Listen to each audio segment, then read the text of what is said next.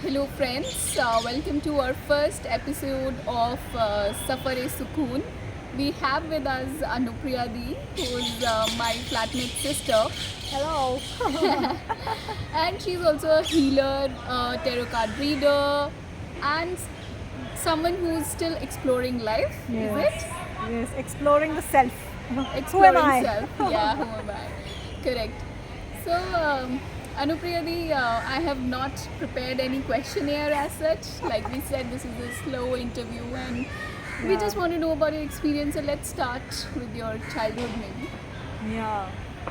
और मुझे लगता है कि हम लोग थोड़ा हिंदी में ही बोलते हैं। Yes, yes. मजा करेंगे थोड़ा, हाँ। है ना? तुमने बोला था लुफ्त हाँ, उठाएंगे, लुफ्त उठाएंगे, सच कहा आपने, है लुफ्त ना? अंग्रेजी उठाएंगे। में लुफ्त नहीं उठा लुफ्त पाते। नहीं उठा पाते, सही, बिल्कुल सही कहा वो। वो जो feel- भावनाएं हैं, जो वो हाँ। फील है, वो शायद दिल अंग्रेजी से के जो बोल पाते हैं। हाँ एग्जैक्टली वो जो मज़ा है वो अंग्रेज़ी के शब्दों में नहीं है शायद। हाँ, सही बात है। बिल्कुल। चलिए तो चाहे- कैसे था आपका जीवन, बचपन कहाँ? बचपन मेरा दिल्ली में था एंड मेरी बहन थी छोटी 2 साल मुझसे, जो बहुत शरारती थी। तो उसने मुझे सारी शरारतें सिखाई हैं। उसने मुझे आम का अचार कैसे मम्मी कहाँ छुपाती हैं, वो कहीं पे भी छुपाती थी, वो ढूंढ लेती थी और फिर मुझे बोलती थी चल मम्मी सो रही है, लेट्स डू इट। आगे बात तो जन्म भी आपका दिल्ली में ही हुआ? दिल्ली की कोई गली जो आपको, कोई दुकान, कोई मिठाई वाला ओह, जो याद हो? तुम्हें याद है वो कंचे वाले बॉटल आते थे हाँ, जिसमें बंटा bottles, बंटा बंटा bottles, bottles, हाँ। हाँ। तो एक हम लोग को जो भी पैसा मिलता था हम लोग उससे बचा के वो बंटा बॉटल्स खरीदने के लिए जाते थे। तो वो एक दुकान थी हमारे घर के पास, वहाँ पे हम लोग जाके हमेशा वहीं से लेते थे। नाम याद है? अंकल भी रेडी रहते थे, नहीं उनका दुकान का कोई नाम नहीं था, जस्ट अंकल, बंटा वाले अंकल। उनके पास जाएंगे। हाँ, बचपन में हम सब ऐसे ही याद रखते हैं, खिलौने वाले अंकल, बंटा वाले अंकल, हाँ। चूरन वाले बाबा। एग्जैक्टली, ओह माय गॉड, तुम्हें याद है वो सारे चूरन जो मिलते थे? अरे बिल्कुल। डिफरेंट टाइप ऑफ चूरन। मैं तो जब नहीं मिलते थे, जैसे माँ कभी अलाउ नहीं करती थी कि तुमको जैसे दुकान पे नहीं जाना है गांव हाँ। में, तो मेरी बड़ी माँ है, बड़ी माँ बेर जो होते हैं हाँ। बेर लेके आती थी। वो बेर खाने के बाद मैं उनकी गुठलियाँ बचा के रख लेती थी। हाँ, क्यों? वो उसको तोड़ के बेर की गुठलियों को पीस के और फिर उसमें नमक, काला नमक और हाँ। कुछ कुछ मसाले डाल के वो मेरे लिए चूरन बनाएंगे, इसलिए। Oh wow, that's amazing, I never knew. लेकिन यार वो, और तुम्हें पता है वो फालसे मालूम है? ऐसे बेर टाइप के होते हैं वो। हाँ। दिल्ली में मिलते हैं फालसे वाला। मेरी बहन और हम लोग पागल थे, वो भी ऐसी खट्टा मीठा बेर टाइप होता है। तो वो हमेशा लड़ती थी कि इक्वल होना चाहिए। अब बेर में कैसे इक्वल करें, कितने मैं काउंट करके थोड़ी ना डाल सकती हूँ। हाँ। तो वो मेरे को ऐसे हमेशा मेजर करना पड़ता था। फिर मैं जो कटोरी उठाती थी ना, कहती थी नहीं ये मेरी है। उसको लगता था मैं हमेशा चोरी कर रही हूँ।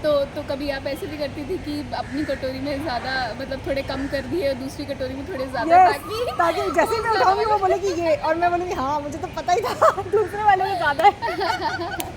तो मैं ऐसे बदमाशी करती थी उसके साथ। और तो जन्म भी दिल्ली में ही हुआ?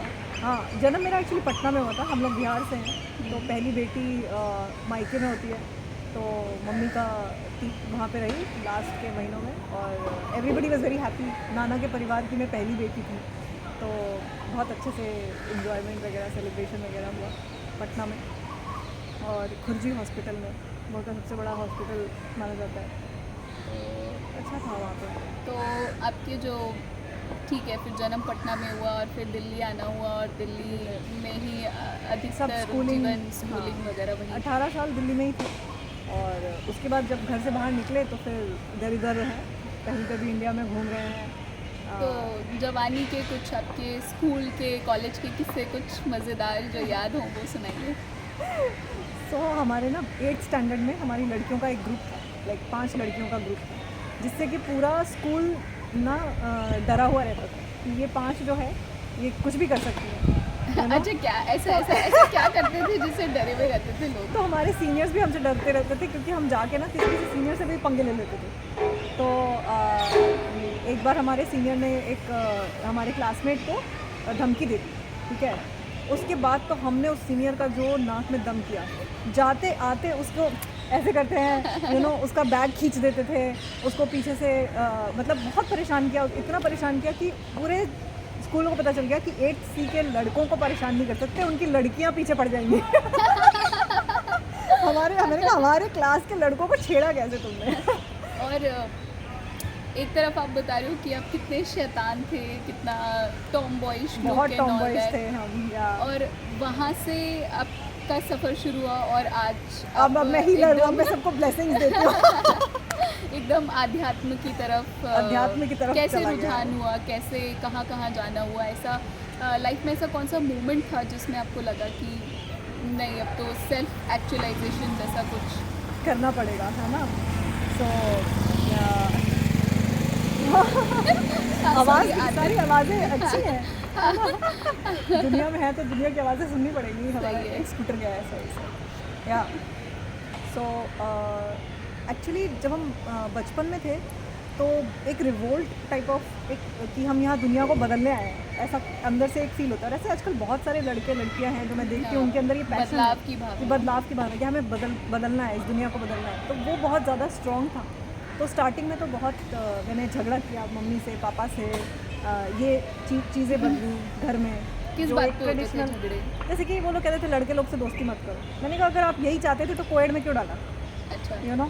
सो या फिर ट्रैवलिंग के लिए अलाउ नहीं करते थे कि दूर नहीं जाओ, डर लगता था उनको। तो मैंने कहा कि यार इतनी बड़ी दुनिया बनाई है ऐसे ही घर में डर के बैठने के लिए, अगर कुछ हो जाएगा तो ये रख लो, ये नंबर है लोगों का जो उनके साथ जा रहे हैं, आप आ जाना बचाने, लेकिन ऐसे जाने ही मत दो, बंधन में रखो, तो वैसे तो कोई ग्रोथ नहीं है।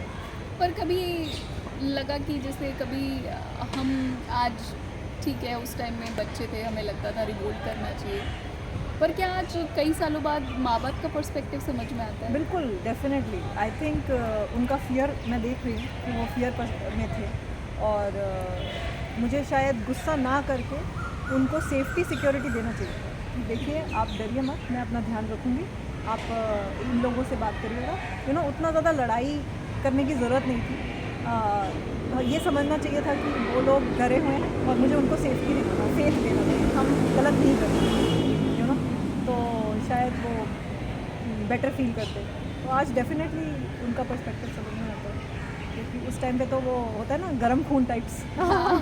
समझते हैं, हम सब में होता है, कैसे माँ घर से बाहर नहीं जा रही है, स्मार्टफोन कैसे मुझसे छीन लिया है। एग्जैक्टली। तो बिल्कुल ऐसे- मैं भी रिलेट कर सकती हूँ। हाँ। तो फिर कैसे, सॉरी मैंने आपको हाँ। रोक दिया था, तो कैसे मतलब ये आध्यात्म की तरफ रुझान कैसे हाँ। आया? हाँ सर। सो ये भी एक तरीके का ना रिवोल्ट है, it is a revolt which is now internal, एक इंटरनल रेवोल्यूशन चल रहा है, जो मैंने देखा कि दुनिया को बदलना की बहुत कोशिश करी मैंने, और फिर देखा कि ओ दुनिया में कोई खराबी नहीं है, खराबी मेरे में ही है, यू नो। सो एक इंटरनल रेवोल्यूशन स्टार्ट हो गया है कि I need to be the best version of myself, and that is how the world will change, when each of us will change, when each of us will attain that high level of consciousness, of wisdom, है ना, तभी तो ये दुनिया बदलेगी। मैं बाहर जाके किसको क्या बदलूँ, सब अच्छे हैं, मेरे में ही खोट है। तो मुझे बदलना है, मुझे सीखना है, मुझे ग्रो करना है, मुझे समझना है, मेरे में कंपैशन बढ़ाना है, तो वो अब इसलिए ये इंटरनल रेवोल्यूशन हो गया। पर कोई ऐसा इंसिडेंट? हाँ डेफिनेटली इंसिडेंट्स जो है वो बहुत सारे हुए, लाइफ नहीं उठा के ऐसे करके यहाँ रख दिया है बिकॉज मेरी जो मेरा बॉयफ्रेंड था, जो पहला बॉयफ्रेंड जो कह सकते हैं कि हाँ कंप्लीट रिलेशनशिप था, जिसमें कि लिव इन था, पेरेंट्स को पता था, शादी होने वाली थी, तो वो एक टाइम पे के बाद ना वो जाके थोड़ा सा अब्यूज़िव हो गए थे, लेकिन उनकी गलती नहीं थी, क्योंकि वो जैसी परवरिश उनकी हो रही है, जैसा उन्होंने देखा है अपने घर में कि मेरे जो फादर हैं मेरी वाइफ को पीटते हैं, तो वैसे ही वो मेरे साथ करते थे। तो वो जो अब्यूज़िव रिलेशनशिप था, that started deteriorating my confidence, my internal revolution, जो मैंने इतना मतलब मैं जो टॉमबॉयज थी, उसने मेरा self confidence, self worth, ego सब कुछ ख़त्म कर दिया। तो जब मैं मैं जॉब कर रही थी उस टाइम पे बैंगलोर में, 2.5 साल जॉब किया, उसके बाद मेरे को लगा कि यार ये जॉब भी मेरे मन लायक नहीं था, जो आदमी था वो भी मन लायक नहीं था, रखा गया है दुनिया में। तो मैं वापस अपने घर चली गई और वहाँ पे जाके हायर एजुकेशन की पढ़ाई, PhD की पढ़ाई करने लगी। तो मैंने सोचा कि उस टाइम पे जो 2.5 साल बहुत मुश्किल थे, मेरा शरीर काम करना बंद कर दिया। धीरे धीरे मेरे अंदर जो ट्रॉमा था, पोस्ट ट्रॉमेटिक स्ट्रेस, मेरी जो थेरेपिस्ट थी उन्होंने बोला कि ये तो पोस्ट ट्रॉमेटिक स्ट्रेस है, और वो जो बंदा था उसको उसने लेबल कर दिया कि ये तो साइकोपैथ था, एंड वट एवर। मेरे को नहीं लगता कि दुनिया में कोई बुरा है। आई थिंक उसकी सर्कमस्टांसेस में उसको, क्योंकि बच्चा पैदा होता है तो साइकोपैथ थोड़ी ना बन जाता है सही है। तो हम किसी को लेबल नहीं कर सकते। तो बट आई थिंक वो इंसिडेंट जो था ऑफ जिसने मेरा सब कुछ छीन लिया, तो मुझे रियलाइज़ हुआ कि मेरा जो कॉन्फिडेंस था मेरे अंदर, वो मेरे को ना मुफ्त में मिला था, वो मैंने बनाया ही नहीं था। That was not my own self confidence, that was given to me by my grandfather, by my father, by my people around me. वो मेरे पे विश्वास करते थे तो मुझे विश्वास था, क्योंकि अगर मेरा खुद का बनाया हुआ विश्वास होता तो इस बंदे ने मेरे बारे में कुछ बोला, 2.5 साल तक उसने मुझे बोलता रहा तुम ये हो, तुम वो हो, तुमको ये नहीं आता, तुमको वो नहीं आता, तो वो ख़त्म कैसे हो गया? इसका मतलब वो मेरा नहीं था ना, वो बोरोड था। तो मेरे को लगा कि अब मुझे अपने आप को खुद से बनाना पड़ेगा, so I have to work on my self. तो that is my journey of coming in to spirituality और coming on to this path. फिर शरीर काम करना बंद कर दिया। मैं जापान गई, तो जापान में जो PhD के लिए गई, तो 1 साल के अंदर चीज़ें बद से बदतर हो गई। तो जो शरीर काम करना बंद कर दिया, तो मेरे को शरीर को ठीक करने के लिए मैं सबके पास गई, किसी कोई हील नहीं कर पाया। थोड़ा आप मुझे लगता है कि हम हाँ। ठीक है, थोड़ा सा मुझे लगता है ऐसे होकर बैठना पड़ेगा, क्योंकि शक्ल आपकी ना बिल्कुल इस तरफ आ रही थी। ओह, हाँ। तो कभी कभी ऐसे भी इसको इनको भी देखें, है ना, कि आप भी मेरी बात सुन रहे हैं। सही है, सही है। हाँ, सही बात है। हाँ, तो आई थिंक वो जब शरीर काम नहीं करता है ना इंसान का, तो देखो मेरा क्या हुआ, पहले तो मेरा मन ऐसे करके ज़ीरो कर दिया कि तुम्हारा जो कॉन्फिडेंस था वो तुम्हारा नहीं था, तुम्हारा बॉडी अब तुम्हारा काम नहीं साथ नहीं देगा। तो जब आपका मन साथ नहीं दे रहा है, आपका बॉडी साथ नहीं दे रहा है, तो आप फिर सोचोगे ना कि फिर भी तो मैं एग्जिस्ट कर रही हूँ, तो वो क्या चीज़ है जो चला रही है। सही है। सो देन आत्मा से मिलन होना शुरू हो गया उस जर्नी में, कि अच्छा शरीर भी मेरा साथ नहीं दे रहा है, मन भी मेरा साथ नहीं दे रहा है, बट कुछ तो है जो चाहता है ज़िंदा रहना ना, कुछ जो है वो एक फोर्स है। तो वो क्या है, उसको जानने की कोशिश। और जब मैंने सब जगह पे हाथ फैलाए कि मेरे को ट्रीटमेंट दे दो, मेरे को ठीक कर दो, तो सब ने बोला ये इनक्योरेबल डिजीज़ हो गया है तुमको, विच इज़ कॉल्ड फाइब्रोमाइल्जिया। आपका जो बोन्स हैं, जितने शरीर के एक एक बोन्स हैं उनमें दर्द होता है। तो वो ये नहीं समझ पाते हैं कि ये बोन्स में है कि टेंडॉन्स में है कि जॉइंट्स में है कि मसल में है, किसी को नहीं समझ में आता, बिकॉज वो होता है एनर्जी लेवल। और वो मुझे बाद में पता चला, जब मैं हीलिंग में गई, जब मैंने एक्यूप्रेशर सीखा, तो समझ में आया कि ये नाड़ियों में दर्द था। बट तो मेरी ट्रेनिंग चल रही थी एक तरीके से। सो वो सीरीज़ ऑफ इंसिडेंट्स ऐसे हुए जिन्होंने मेरे को दिखाया कि आपको निराशा हर जगह से मिल गई, आपका शरीर काम नहीं कर रहा, आपका मन काम नहीं कर रहा, और आपको बाहर से कोई हेल्प नहीं मिल रही है, तो आप क्या करोगे? आप एक इंटरनल शक्ति के पास जाओगे ना कि तुम ही ठीक करो। The perennial source of energy. The perennial source of energy. तो लोग भगवान भक्ति इसी में चले जाते हैं। हाँ। कि अब ये लास्ट आखिरी बचा है कि यही एक सोर्स है, और फिर वो परमानेंट है। तो मेरा अध्यात्म में इसी तरह से धक्का मार के मुझे यहाँ पहुँचा दिया गया है। धक्का मार के इसको भी धक्का लग गया। धक्का मारने की बात हुई और हमारी जो ट्राइपॉड है वो ट्राइपॉड गिर है गया। वो गिरने लगी।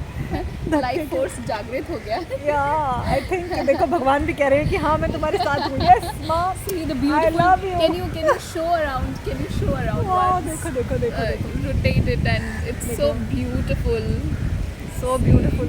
ये इतना मैजिकल एपिसोड रिकॉर्ड हो रहा है, प्रियंका का first episode. This is my first episode and I believe that God is giving me some signals that wow, thank you so much universe for Yeah. giving me this beautiful signal with this beautiful breeze around here. So, yeah. I think ये मज़ा आया होगा लोगों को सुनने में। ये environment जो तुमने क्रिएट किया है of beauty, you know. Priyanka हमारे पीछे पड़ी थी कि नहीं हमें ब्यूटीफुल जगह पे ही रिकॉर्ड करना है। मैंने सोचा कि शायद कभी कभी लोग आपकी बातें ना सुनना चाहें, बट ये जो खूबसूरती यूनिवर्स ने क्रिएट और ये जो खूबसूरती है इसको भी तो देखेंगे ना लोग। Thank you. सो ये जो खूबसूरती यूनिवर्स ने क्रिएट की है, इसको देखने और जीने का हक तो सबको है। सबको है भाई, सबको है। और हम ग्रेटफुल हैं कि हमें ये Very मिला very है, grateful. हमें Very मिला है। grateful that in a place where people think that it is a concrete jungle, we get to live in such a beautiful place. है ना। हाँ, Indeed. Really we are blessed. Yes. So Priyanka तुम भी बताओ तुम्हारा childhood कैसा था? मेरा चाइल्डहुड बहुत मज़ेदार था। मैं डिफेंस बैकग्राउंड से आती हूँ, तो पिताजी के साथ बहुत सी जगह जाना हुआ। और हम जिस इन्वायरमेंट में रहते हैं बड़ा ही सिक्योर्ड इन्वायरमेंट होता है। हाँ तो जितना सिक्योर्ड होता आर्मी का है, जो हाँ, आर्मी का जो एरिया है बड़ा ही सिक्योर्ड कैंपस होता है, बड़ा ही सिक्योर्ड इन्वायरमेंट होता है। तो हाँ। उसमें जो एक ये मज़ा है कि रात को 3 बजे भी अगर आपकी लाइट चली गई है तो हाँ। आपको चिंता नहीं है, आप बस घरों से बाहर निकलोगे, बोले मम्मी देखो वो भी तो बाहर निकला हुआ है, और बस बाहर जाके खेलना कूदना दौड़ना भागना, हाँ बड़ा ही प्यारा इन्वायरमेंट था। बट हाँ, मैं भी अपने ऊपर बनाऊंगी कोई एपिसोड, बट फिलहाल मेरे ऊपर हाँ, एपिसोड बन रहा है। फिलहाल ये या। आपकी कहानी जानने की कोशिश है। तो हाँ, तो वहाँ से आपको एक स्पिरिचुअल इंक्लिनेशन हुआ। वहाँ से एक्चुअली फिर मैंने रेकी सीखा, क्योंकि मुझे लगा कि जब भी मैं जितने भी थेरेपिस्ट के पास जाती थी, मैं साइकोथेरेपी, हिप्नोथेरेपी, एक्यूप्रेशर, एक्यूपंक्चर, जो फिजियोथेरेपी होती है, बहुत फिजियोथेरेपी कराई, सब कुछ आयुर्वेद ट्रीटमेंट इतना सारा लिया। मैं तेल में डुबा दिया उन्होंने मुझे। 9,000 रुपये का तेल मेरे ऊपर लगाया गया था, मुझे ऐसे ना बच्चे की तरह तेल में डुबा दिया जाता था। सो बट इवन देन मेरा पेन कम नहीं हो रहा था। मेरे शरीर में 24 घंटे पेन रहता था, मुझे नींद नहीं आती थी, एंग्जाइटी और डिप्रेशन से मैं ग्रसित थी पूरा, बहुत ज़्यादा। रोज़ जब आपको एंग्जाइटी और डिप्रेशन दोनों होता है ना, दैट इज़ वेरी हार्ड। सिर्फ डिप्रेशन हो या सिर्फ एंग्जाइटी हो तो फिर भी आप मैनेज कर सकते हो। एंग्जाइटी और डिप्रेशन दोनों इज़ डेडली कॉम्बिनेशन। भगवान ने कुछ छोड़ा ही नहीं। यू नो, ये सारा मन इसका ख़राब करेंगे, सारा तन ख़राब कर देंगे, तभी आएगी अपने पास। यू नो, तो क्या आप यहाँ पे लोगों को ये मतलब ऑब्वियसली ऐसे नहीं बोलूँगी मैसेज देना चाहते, बट हाँ, कहीं ना कहीं जो स्टोरी से ही पता लगता है कि nobody can help you until unless you are ready to help yourself. That was the best message for me कि सारे सॉल्यूशंस अंदर है। और ना बचपन से ना मेरे अंदर एक आवाज़ आती थी, तो मेरा अध्यात्म शायद बचपन से जुड़ा हुआ था, वो मुझे पता नहीं था। तो मैं ईश्वर से ना अपने आप से बात करती थी, तो मैं पूछती थी कि ऐसा क्यों कर रहे हो। तो मैं अब पता नहीं किससे बात कर रही हूँ, क्योंकि मेरे घर में जो 14 साल तक मेरे फादर मंदिर नहीं जाते थे, और he was an atheist, he did not believe in God. तो मेरे को कोई कॉन्सेप्ट ऑफ गॉड नहीं था। बस मम्मी पूजा करती है, दादा पूजा करते हैं, और दादा पूजा भी नहीं करते थे, बस प्रणाम करते थे। तो बस इतना ही था। और पापा ने बोला था कि मैं तुम्हें मना नहीं करूँगा, किसी भी जाओ, ईसाई धर्म में जाओ बुद्धिज़्म में जाओ, तुम सीखो, लेकिन मैं बिलीव नहीं करता हूँ, तुम करना चाहो तो कर सकते, ऐसा छोड़ रखा था। बट हमारा तो विद्या, या हमारी पापा कहते थे कि जब तुम स्टूडेंट होते हो तो तुम्हारा पूजा तुम्हारा स्टडी होता है। तो उन्होंने बस वही बनाया कि तुम पढ़ाई करो पढ़ाई करो पढ़ाई करो। तो हम लोग पढ़ाई करते थे बस। तो science became my God. I love science. और अब फिर जापान में न्यूरो साइंस पढ़ने गई थी। हाँ, बिकॉज मुझे लगता था कि सारे आंसर्स यहाँ हैं, बाद में पता चला सारे आंसर्स यहाँ हैं। मतलब क्या इसका कि दिमाग में नहीं, सारे दिल में है, हार्ट इंट्यूशन में है। तुम्हें पहले पता चल जाता है। एक पराशक्ति होती है हमारे ह्यूमंस में ना, 4 शक्तियाँ होती है कि एक होता है पराशक्ति, सबसे पहले इंट्यूशन, फिर होता है ज्ञान शक्ति जो आप बाहर से ले सकते हो, ठीक है, आप उसको समझ सकते हो, उसको अंडरस्टैंड कर सकते हो, या अंडरस्टैंडिंग की पावर है, ठीक है। फिर आपका होता है क्रिया शक्ति कि आप काम कर सकते हो, है ना। और ये जो शक्तियाँ हैं, और एक और शक्ति होती है कुंडलिनी शक्ति। सो वो जो शक्ति है वो आपको शिव से मिलाती है। वो बेसिकली अध्यात्म में जो लोग जाते हैं वो उस शक्ति को महसूस कर सकते हैं, और हम जो भी काम कर पा रहे हैं वो उसी शक्ति की वजह से है कि वो हमारे अंदर है। तो वो एक हिडन पार्ट ऑफ है। तो मेरा अध्यात्म जो है ना, बचपन में मेरे को ऐसा लगता है कि आई यूज़ टू राइट, मैं अंधेरा में लाइट ऑफ कर देती थी और मैं भगवान से क्वेश्चन पूछती थी, और मेरा हाथ अपने आप चलता था, ठीक है, और मैं अंधेरे में आंसर्स लिखती थी, ठीक है। हाँ, फिर मैं लाइट ऑन करती थी और फिर मैं देखती थी कि क्या आंसर आया। सो आजकल इसको बोलते हैं ऑटोमेटिक राइटिंग, ये सिखाई जाती है। Okay, I didn't know that, it just was with me, you know. तो और मेरे को उसमें एकदम ब्यूटीफुल आंसर्स मिलते थे, और मेरे को उसमें ना हमेशा एक लाइन बोलते थे, angels, gods, whatever you can call them, internal voice, अंतरात्मा की आवाज़। It use to say all answers lie within, all answers lie within. हाँ, जैसे कि हिंदू शास्त्रों में कहते हैं कि ब्रह्मांड सारा यही समाया हुआ है। एग्जैक्टली। सो तो वो मुझे समझ में आया कि क्यों योगी लोग जाके केव के अंदर बैठ के अंधेरे में पड़े रहते हैं, यू नो। वो क्या मिल रहा है उनको, कौन सा सुख मिल रहा है कि वो 21 साल मेडिटेशन कर रहे हैं, वो ब्लिस में है, आनंद में है, उनको ज्ञान प्राप्ति हो रही है, उनको सब कुछ मिल रहा है, because all answers lie with in. या तो तब समझ में आया कि अच्छा सो इसीलिए अब धीरे धीरे जैसे आप मेडिटेट कर रहे हैं, तो आजकल जैसे दुनिया भी समझ रही है इस चीज़ को कि मेडिटेशन करने से एक शांति, एक स्थिरता, एक ज्ञान और एक डिटैचमेंट फ्रॉम दिस वर्ल्ड आ रहा है। तो उससे क्या होता है कि आप रिएक्शन नहीं होता है आपको दुनिया में, you don't become reactionary to this world, you watch and you think whether you want to react और नॉट। ये जो चॉइस है ना, ये चॉइस आपको मेडिटेशन में मिलती है।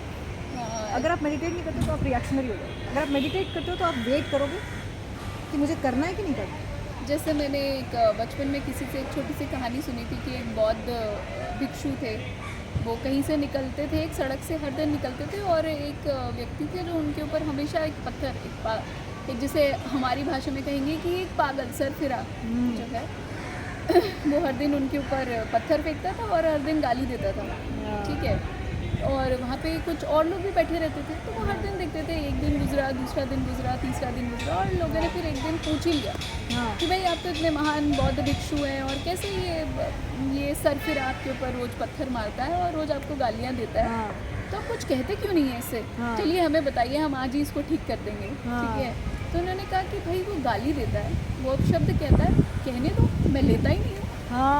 So the reaction, not giving reaction was his choice. Was his choice, and that choice comes when you sit with yourself and you realize you are nothing. Okay. So basically जब आप मैं धर्मकोट गई थी, अभी धर्मशाला गई थी, वहाँ पे इंट्रोडक्शन टू बुद्धिज़्म कोर्स होता है। I recommend it to everybody, everyone should do it once in their life time, even if you are not Buddhist, because it is a very scientific course. So और उसको पढ़ाने वाले लोग भी बहुत scientific background से आते हैं। तो इंट्रोडक्शन टू बुद्धिज़्म किया, उसके बाद ना मैं स्पीति वैली गई, ठीक है। तो स्पीति वैली क्या है, एकदम खाली, वहाँ पे सिर्फ पत्थर पानी, पत्थर और पानी, पत्थर और पानी और हम, ठीक है। तो दूर दूर तक कोई नहीं है, सिर्फ पत्थर और पानी, पत्थर और पानी। तो 5 दिन जब मैं वहाँ रही ना, तो ऑलमोस्ट चौथे 5वें दिन मुझे ऐसा लगा, एक पत्थर से मैं बात कर रही थी क्योंकि आदमी तो है नहीं, ठीक है। सो एक पत्थर से मैं बात कर रही थी, ये थी, तुम भी इनसिग्निफिकेंट, मैं भी इनसिग्निफिकेंट, क्योंकि सोचो इतने बड़े पहाड़ है ना, ओ माय गॉड। तुम्हें पता है क्या होता है, तुम्हारा ईगो डेथ हो जाता है। यहाँ पे क्या होता है ना, इतना छोटा रूम है और तुम बड़े हो, राइट, और वहाँ पे इतने बड़े पहाड़ होते हैं और तुम्हारी ना ईगो जो होती है एकदम मसल जाती है। इट्स लाइक तुम हो कौन, एक मैं चुटकी बजाऊँगा, एक पत्थर आएगा और तुम गए, ख़त्म। वहाँ पे ऐसे गाड़ियाँ ना उल्टी पड़ी हुई थी, सही, यू नो, वो देख के हम देख रहे थे कि अच्छा यहाँ तो कभी भी आप चुटकी में गायब हो सकते हो। आप कैसे अपने आप को समझते हो कि मेरे बिना तो दुनिया ही नहीं चलेगी, है ना, वो इंसान मेरे बिना मर जाएगा, वो इंसान को इतना प्रॉब्लम होगा, वो कोई नहीं, दुनिया अपनी चलती रहेगी, किसी को कोई फ़र्क नहीं पड़ता। ओके, ये होता है कि थोड़ा टाइम लोग रोएंगे धोएंगे, फिर अपना चलते रहेंगे। बिकॉज बहुत मज़ा आ रहा है मुझे आपसे बात करने में, और रोकने का तो बिल्कुल भी मन नहीं है। तो फिर ऐसा करते हैं कि इस एपिसोड को फिर से कंटिन्यू करेंगे, हाँ, हम दोबारा part 2 करेंगे। So we'll make part 2 about it. But surely एक तो ये मौसम और ये बाहर और ऊपर से एक ज्ञानी इंसान जिससे बात करने में इतना मज़ा आ रहा है, जिसके इतने वैरायटी ऑफ एक्सपीरियंसेस हैं। It's a delight to speak to you, Lee. Thank so, you. I really want to continue this conversation in part 2, which we will shoot soon. Yeah. But अभी तो हवा इतनी अच्छी चल रही है, मुझे लगता है कि हम एक चाय पे चुस्की लेंगे और थोड़ा एंजॉय करते हैं, थोड़ा वॉक करने चलते हैं। हाँ जी, चलिए। तो ये था the end of our first episode. I hope you guys enjoyed listening to Anudhi's experience. Likewise, so we are going to shoot a part 2 with her, of course, because you've not even heard 1% of her good experiences right now. So we are going to keep bringing you in magical experiences. Yes. So we are going to keep bringing her, in. Apart from that, we will also try to bring some other few people, like magical Mishra ji, watchman, हमारे जो watchman हैं, उनके साथ एक video shoot करेंगे। इसी तरीके से कई और लोगों के साथ कुछ अच्छे एक्सपीरियंसेस लाने की कोशिश करेंगे। Hope you will like it, and see you soon, and we'll meet you in the next episode. Sayonara.